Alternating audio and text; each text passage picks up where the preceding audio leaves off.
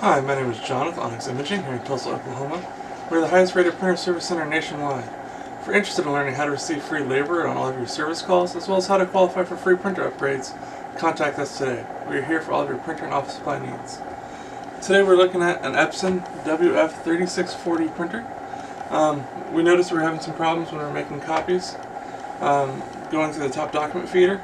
So we're going to show you how to clean the scanner glass. So if you've ever noticed that whenever you send a print job to the printer from your computer and everything looks just fine, but as soon as you go to make a copy or a scan, you start seeing blemishes or lines, things like that, it's going to indicate there's something dirty on the scanner glass.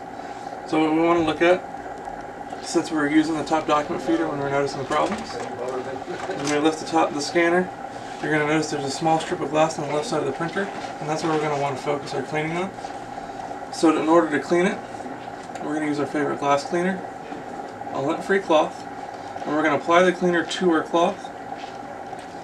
We want to do that so that we avoid any kind of cleaning agent or cleaning liquid actually leaking underneath the glass and causing a lot more problems. So please always apply your cleaner to your cloth. And now that we have our cleaner on our cloth, we're going to go ahead and clean that little piece of glass I was talking about on the left side of the printer. Again, this is the strip of glass where anytime you use the top document feeder, this is where it's getting scanned at. So we want to make sure it gets nice and clean.